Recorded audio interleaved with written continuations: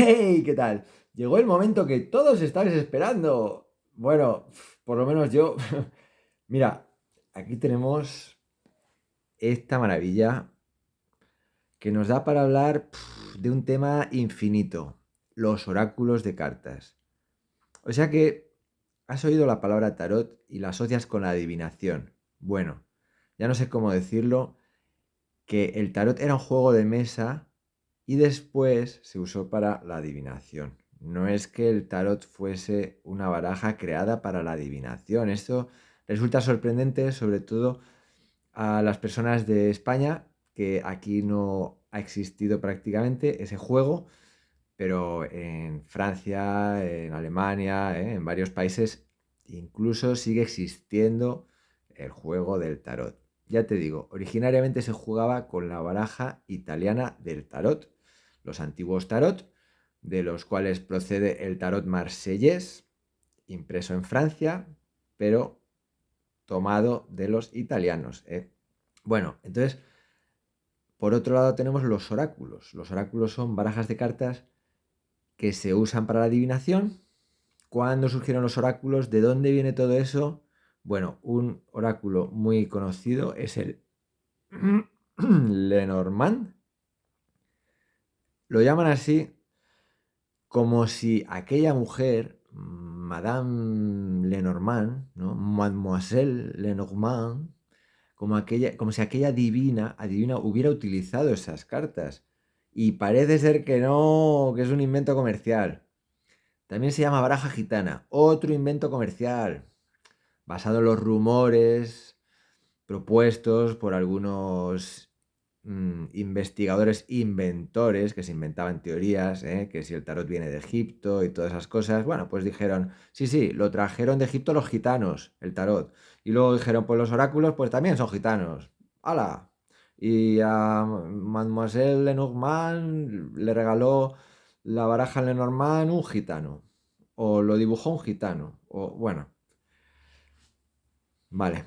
Entonces he estado estudiando a fondo el asunto de los oráculos y voy a tratar de resumirlo a la vez que abrimos esto. ¿Qué es esto? Pues esto es una baraja de cartas de 1799, ya casi el 1800. Bueno, vamos a ver. Por un lado, quiero decir algo sobre las miniaturas de cartas que vamos a ver aquí. Ya existía ese recurso en barajas anteriores a esta, que no eran oráculos, eran barajas pues temáticas, pues sobre momentos históricos o diversos asuntos, como si ahora compras una baraja Recuerdo de Lisboa y te viene en cada carta un monumento de la ciudad o una fotografía, como ya hemos visto en algún vídeo, y en una esquinita te pone 3 de corazones, 7 de corazones, 4 de picas, ¿no? Cada carta diferente. Entonces, en lugar de estar las picas en grande, tienes el índice. Bueno, antiguamente las cartas no tenían índice y vemos que uno de los recursos para indicar una correspondencia entre una imagen cualquiera en una baraja temática o histórica, uno de los recursos era poner una miniatura del naipe de juego en la esquinita, junto a la imagen. Bueno, vamos a ver cómo es esta baraja y aprovecho para ir contando lo otro que quería contar, y es que han existido barajas anteriores a esta, o sea que no fue la primera, y que originariamente tampoco era un oráculo adivinatorio. Concretamente este, que está basado en otras barajas anteriores con imágenes similares, pero este, ya se considera el Petit Lenormand, o sea, el oráculo Lenormand de 36 cartas, se considera que este es anterior, porque esta señora murió en el 1845, ¿verdad? Y, y se publicó al año siguiente el Petit Lenormand, que tenía estas imágenes un poco dibujadas de otra forma, pero las mismas imágenes, y ya con el nombre Lenormand. Creo que estaba separado, ese recurso comercial para que no le puedan decir, oye, que esto no es de la señora Lenormand. No, no, es que es el normando, es el oráculo normando. Lenormand, el normando. Ah, vale, pero bueno, la confusión se creó rápido, que es lo que querían, que pareciese una baraja usada por aquella adivina. Entonces, como digo, cuando murió esta señora, surgió la edición creada para la adivinación denominada Lenormand, Petit Lenormand lo llaman, el pequeño, pequeño porque tiene 36 cartas, no 52. Bien, entonces esto es anterior, pero ya se acepta entre los historiadores de juegos de mesa y demás, se acepta que esto es el origen del Petit Lenormand, por eso pone aquí Ur Lenormand, que significa original Lenormand, o el primero Lenormand, porque está aquí en varios idiomas, y aquí dice el nombre del juego, que era el juego de la esperanza. Este era el nombre de la baraja que inspiró el pequeño Lenormand, que es muy parecido. Bien, lo quería decir, es que lo quería decir. Vamos a abrirlo. Ajá. Bueno, aquí viene un texto donde dice en inglés, francés y alemán, pues algunas cositas sobre la edición facsímil que vamos a abrir. Aquí hay una cartita también y otra, un trébol. Y aquí tenemos la casa, que se corresponde con una figura cortesana. Se ve muy pequeña, ahora la veremos en grande, pero es por ver los detallitos de la caja. Esto también tiene aquí el 2 de corazones en baraja alemana, que en la francesa es el as. Los doses en la baraja alemana son los ases, porque en la baraja alemana se quitaron los unos. Vale, vamos a ver, qué nervios, ¿no? Es que hace tiempo que la tengo. Vamos a abrirla. Mira que la busqué en Barcelona y no estaba. Luego fui a la tienda de la misma empresa en Madrid, la encontré, la compré y luego ya en Barcelona vi que también la tenía porque la habían recibido, claro. Bueno, ahí. ¡Tachán! ¡Ole! ¡Qué bien se ha abierto esta vez! Uf, qué nervios, qué nervios.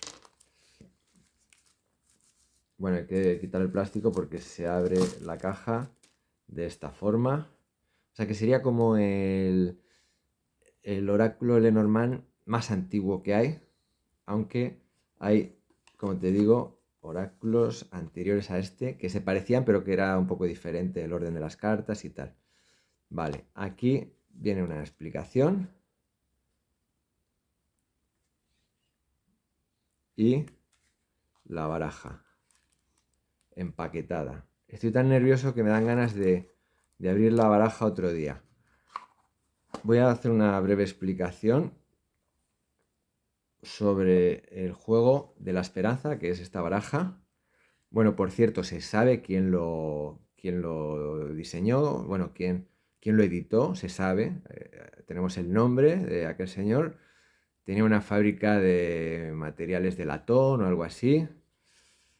En Alemania, ¿no? O en Holanda. Bueno, a ver este libro que dice.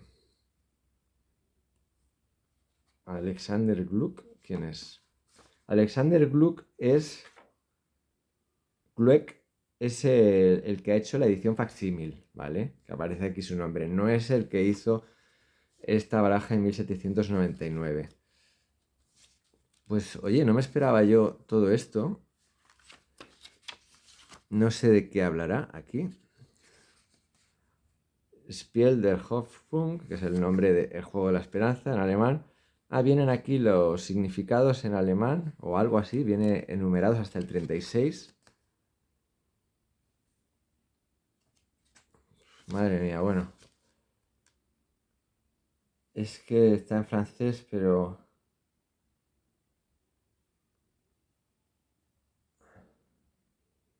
Yo creo que está hablando precisamente de avanzar y no avanzar. Bueno, lo que te quería explicar, no sé si es lo que dice aquí, me lo tendré que traducir como pueda.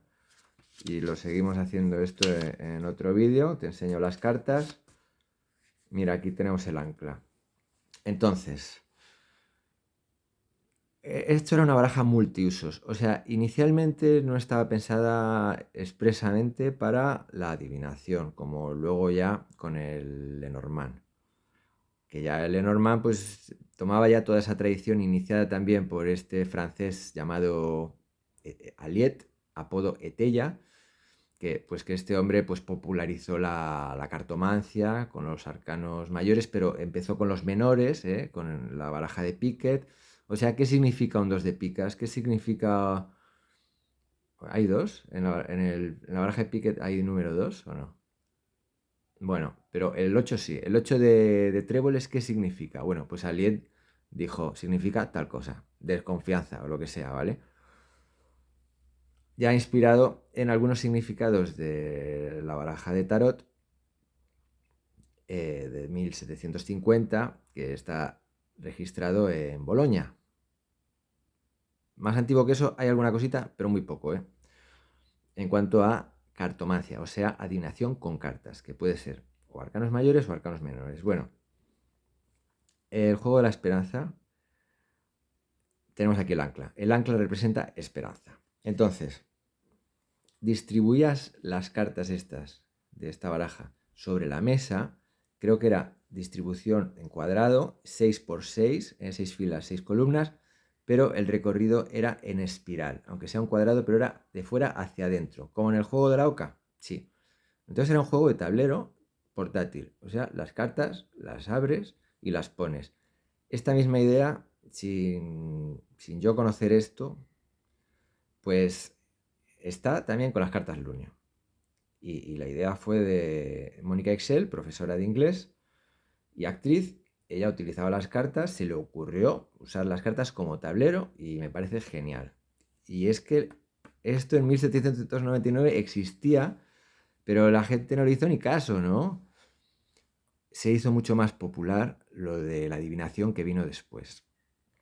Pero bueno, ya en esta época estaban surgiendo oráculos para la adivinación, un poco embrionario el asunto, un poco primitivo. Ya todo el 1700 y pico ya estaban surgiendo cosas, o sea, barajas para la adivinación poco a poco, ¿eh? Así como iban surgiendo barajas temáticas con estas cosas en las esquinas, también había algún intento de oráculo o algún libro de oráculo muy sencillo, en plan, si te sale el 4 de tréboles es que te casarás con un rico. Cosas muy sencillitas así, y luego ya Aliet, en 1770, ¿verdad? Ahí, hizo un libro donde habló de cómo tirar las cartas y eso ya pegó más fuerte.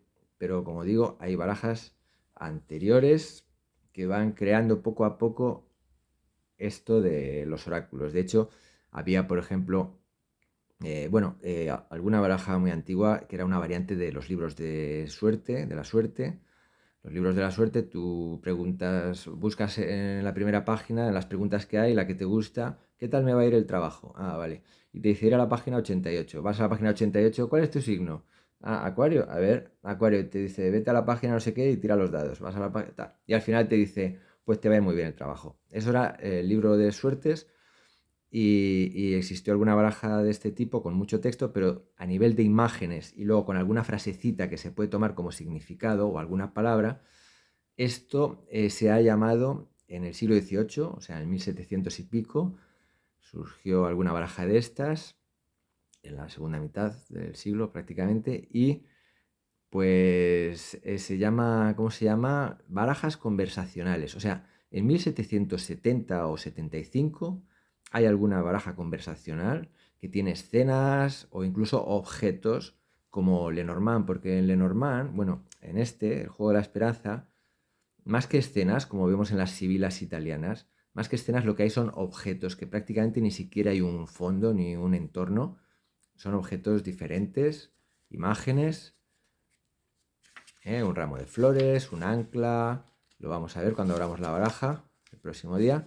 Entonces, eso es algo muy marcado, un estilo muy propio, que dices, ¿de dónde viene esto de Lenormand? Entonces, ya te digo, barajas conversacionales, porque había barajas con frasecitas, con dichos en inglés, porque hemos hablado de Francia, pero en Inglaterra, antes que en Francia, de que surgiera la cartomancia en Francia, impulsada por Aliet y después por Lenormand, y lo que se inventó de ella. Bueno, antes de eso, en Inglaterra había barajas muy interesantes que ya venían en esta línea para que luego surgiera esto. Bueno, pues barajas conversacionales, barajas con dichos, con frases, barajas moralistas. Pues te ponen un dibujito y te dice, imagínate, me lo invento, el que a buen árbol se arrima, a buena sombra le cobija. Y te ponen un niño debajo de un árbol, ¿no? Cosas así, en inglés, pues como anterior a esto. O sea que luego surgió la cartomancia, pero ya basada en unas imágenes y en unos textos que ya existían previamente, porque esto es el juego de la esperanza y, y antes de esto tenemos el juego de las Cortes de Viena, que era una baraja de cartas inspirada en los pozos de café, la lectura de los pozos de café o del té, la taseomancia se llama, ¿no? O sea, tú miras cómo ha quedado el asunto después de que tu cliente se beba un té y ahí en el fondo del vaso y en las paredes y todo eso tratas de ver alguna figura. Había un montón de figuras, muchas se han registrado, 100 y pico figuras, están anotadas en libros sobre esa arte adivinatoria, porque de pronto igual veías un oso o lo que fuera. ¿Y qué significa eso? Bueno, pues eso inspiró, parece ser, un poco, pues la baraja esta estaba relacionada un poco con eso, porque hay una publicación que habla de las dos cosas. Hay una publicación que se adjuntaba, o sea, un libro que adjuntaba la baraja esa de las Cortes de Viena para el entretenimiento de los alemanes. Esa baraja de café de Viena tiene imágenes también, es un antecedente de esto. Y, y bueno, pues el libro sobre la baraja habla también de los pozos de café. Entonces se considera que eso es un antecedente del Lenormand y de la Esperanza. Bien, también por otro lado se dice, oye, el Biribisi también tiene dibujitos diferentes, ¿eh? Ese juego de tablero que es el antepasado de la ruleta. El juego de la ruleta, tú vas a un casino y dices, yo apuesto por el número 4 y hay un tapete con una cuadrícula con números y pones fichas del casino. Antes se ponían monedas, ahora se ponen fichas de plástico, las pones en el número que quieres apostar. Bueno, ahora ya es electrónico, pero pongamos cuando había croupier y fichas, que todavía salen las películas. Eh, bien, anterior a esto, pues no eran solo números, era más divertido. O sea, vamos cada vez a lo más aburrido, lo más frío, lo más matemático. Antes había muchos dibujitos, ¿eh? En el 1600 o por ahí había juegos de apuestas con dibujitos. Entonces, el Biribisi, que en catalán existía un juego muy similar llamado Auca, que está relacionado con las aleluyas o aucas, que son viñetas, varias viñetas en una hoja que se imprime, porque se repartían aleluyas, o sea, frases, dibujos que ponía aleluya y lo tiraban cuando había una procesión religiosa y tal. Entonces de ahí viene la palabra aleluya, pero en catalán dicen aucas. ¿Por qué? Porque había un juego parecido al Biribisi que tenía dibujitos y una era una oca. Entonces, estos tableros de apuestas, que se sacaba un número al azar de una bolsa, que esto es loto, el juego loto, el antepasado de la lotería. Bueno, sí, son muchas cosas. Lo podrás leer en mi libro, espero. Bueno, entonces, Biribisi, juego de tablero con imágenes. O sea, el 1 tiene un pato, el 2 tiene una casa, el 3 tiene un árbol, cada número un dibujito. Algunos eran de escenas, pero bueno, a mí me interesa mucho como creador de las cartas Lunio, que tiene imágenes muy claras, no escenas y varios personajes y varias figuras en cada carta, no, una sola figura. Entonces me interesa esto, me interesa el Biribisi. Entonces el Biribisi, igual que los pozos de café, las figuras que podías ver en los pozos de café, pues también es un antecedente de esto, del Lenormand, del juego de la esperanza. Y, em, y bueno, pues ahí lo tenemos. Se dice eso, se dice que el Biribisi y los pozos de café son antecedentes del Lenormand. Porque es que no se sabía muy bien, o no se sabe, si no profundizas, de dónde viene el Lenormand. Pero que hay barajas anteriores, o sea, la de Viena, ya relacionada con la tasiomancia, y digo yo, ¿por qué no? Pues mucho más que el Biribisi se parece el juego del búho. El juego del búho, que hay dos versiones. Uno que es parecido a la oca y otro que es solo apostar con dados. Pero los dos tienen un tablero con muchísimas imágenes, entonces es como el Biribisi, pero en distribución circular. Y en lugar de sacar los números de una bolsa, del 1 al 90, pues sacas 3 dados y según la combinación de dados, pues ganas dinero, pierdes, se multiplica por 2 o haces lo que diga ahí. Y todas las casillas, incluso en el que es el juego del búho con recorrido en espiral, como la oca, todas las casillas tienen una imagen diferente. Entonces, eso sí que es un antepasado clarísimo de esto, porque si además estas cartas se distribuían en espiral para hacer un juego de tablero, es que es el juego de la oca. O sea, yo diría que el juego del búho está relacionado con esto. Bueno, ya existía antes de que surgiera esto, el juego del búho. En Holanda y en Italia, por lo menos. Entonces, más en Holanda, ¿no? Que es germánico. Holanda. El de apuestas en Holanda. El de recorrido en espiral en Italia. Yo creo que va por ahí la cosa, pero no es fácil encontrar información. Entonces, en cuanto a barajas, porque ya hemos visto todo un contexto de cosas que pudieron inspirar la selección de imágenes diferentes, en cuanto a juegos de mesa o adivinación, pero en cuanto a barajas, pues como te digo, había barajas conversacionales en 1770-75, también estaba lo del café de Viena, y bueno, esos son fundamentalmente las barajas que inspiraron esto. Y hubo otras barajas adivinatorias en Francia, y está el oráculo de las damas, que cuando lo vimos, yo no sabía lo que era, y ahora ya sé lo que es. Esto es el oráculo de las damas, una imitación de las ideas de Etella, pero que no fue realizado por Etella, ya lo hemos visto en otro vídeo, súper interesante. O sea que son variantes de Etella, pero no es Etella. Entonces, tenemos por un lado la cartomancia que surge en Francia con Etella y otros intentos de baraja adivinatoria. Y el Lenormand es posterior. Esto es posterior, esto es 1799. Estamos diciendo que en el 88, en el 75, ya había barajas de cartas más o menos adivinatorias, pero con imágenes, y es un antecedente clarísimo, ¿no? Entonces, para terminar, vamos a hablar del ancla. Esta ancla no tiene aquí barra. Sin embargo, en la baraja Lunio, que no la tengo aquí a mano, pues, y en cualquier tatuaje de un ancla, tú ves aquí una barra, ¿no? Bueno, los antiguos cristianos, cuando está prohibido el cristianismo y realizaban sus ritos y su fe a escondidas, pues hacían un dibujo de 2 peces o de un ancla con un pez a cada lado. Entonces, la cruz esta que hay aquí en el ancla, pues para ellos era como la cruz de Cristo. Entonces era como una forma secreta de mostrar su fe cristiana, pero disimulada con un ancla. Solo a la cruz esta le pones aquí esta línea con un pez a cada lado y ya como que es como una cruz con 2 peces. Los peces también se relacionan con Cristo, igual que los corderos, ¿no? Hay muchos referentes. Bueno, pues nada. Entonces es esperanza por eso, porque los cristianos tenían la esperanza de mandar, igual que estaban sometidos, pues después fueron ellos los que sometieron a otros. Y entonces también el ancla, pues es un símbolo ¿de qué? De esperanza para los marineros. O sea, tiene ese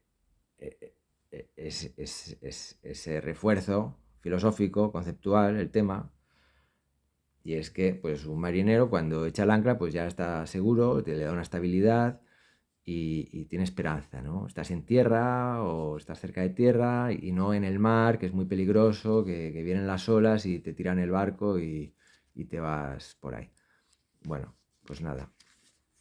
Entonces, esta carta es la 35, quiere decir que es la penúltima. En ese juego en espiral, con cartas del juego de la esperanza, había que llegar al ancla para terminar el juego. Después había otra carta, la 36. ¿Cuál era la 36? Mira, ahora no me acuerdo. Bueno, pues mal. Si caías en la 36, mal. Luego tenías que retroceder, esperar allí a que cayera alguien para desatascarte o sacar un número doble o no sé qué.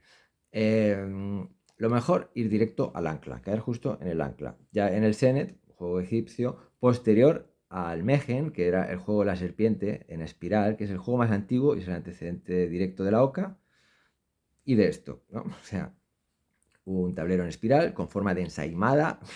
Bien.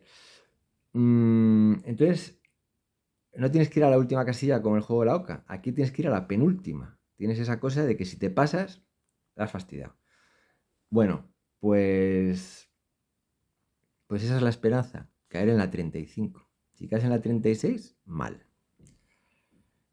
Y curiosamente, esto lo he descubierto yo, como otras cosas que he comentado. Bueno, curiosamente, en el juego del búho, en la versión en espiral, tenemos que la casilla 63, la casilla 63 es un ancla, como esta. Bueno, con 3 ganchitos, no 2. Pero tampoco tiene rabo ahí. Aunque barajas anteriores a esta sí tienen el rabo, la barra perpendicular.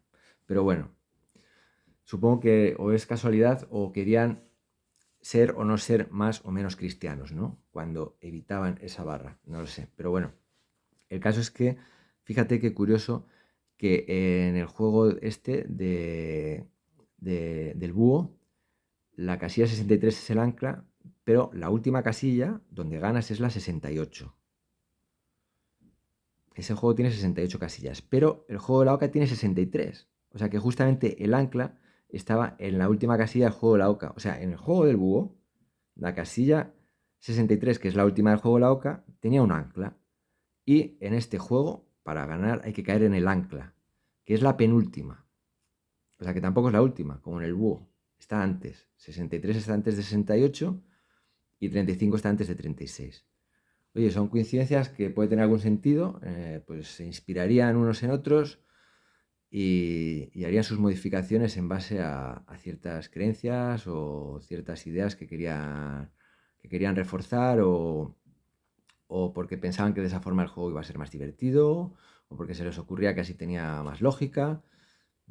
Bueno, has visto que tenemos una miniatura de la baraja francesa y otra miniatura de la baraja alemana.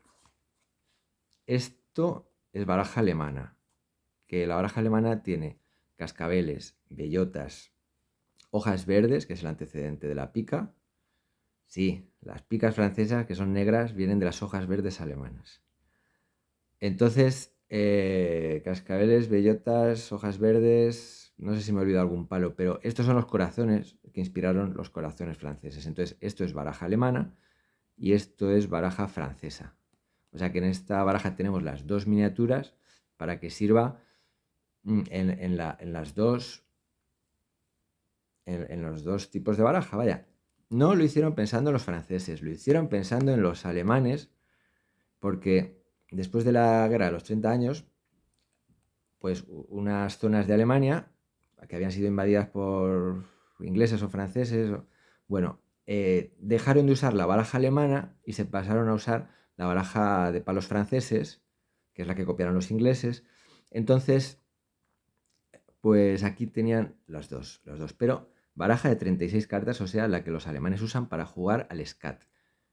Así como la baraja de Piquet, que tiene 32 cartas, inicialmente era de 36, no de 32 como después era de 36, pues los alemanes siguen con ese número, siguen con la baraja de 36 cartas que usan para jugar al scat.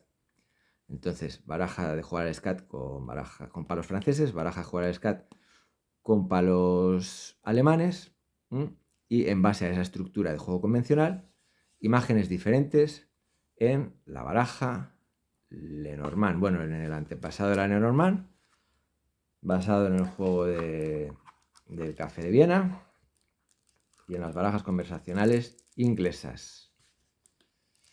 Bueno, ¿dónde inventaron entonces la cartomancia? En Italia, con el tarot, en Francia, con Etella, o en Inglaterra, con las barajas estas de frasecitas. Bueno, ponlo en los comentarios, ¿tú qué opinas? Y ya por último, comentar, ¿cómo eran esas barajas conversacionales? ¿Para qué se pensaron? Pues no para la cartomancia, fíjate. En Inglaterra existieron cartas con imágenes diferentes que se usaban de la siguiente forma. Se repartía una carta a cada jugador y se ponía una en el medio. Entonces, viendo la imagen del medio, alguien comenzaba una conversación, daba su punto de vista. Pues mira, yo del amor pienso que no sé qué, porque claro, esta chica lo está traicionando, bla, bla, bla, bla, bla, bla, bla. Vale. Después cada uno de los otros jugadores miraba su carta y respondía o daba continuidad a ese asunto que se había planteado, pero inspirándose en su carta. Daba su punto de vista, su explicación, cada uno decía una cosa y ya está. Ahí terminaba. O sea, no era crear una historia como con las cartas Lunio. Se parece un poco, pero no era crear una historia, era una conversación. Por eso se llaman barajas conversacionales. Bueno, ya sé que es un poco abstracto, pero estoy súper contento de haberte dicho todo esto, porque es muy importante. Y otro día, si quieres, abrimos esta baraja. Hemos hecho el unboxing externo y tiene un unboxing interno también. Sorpresa. Bueno, nos vemos en otros vídeos y que te diviertas.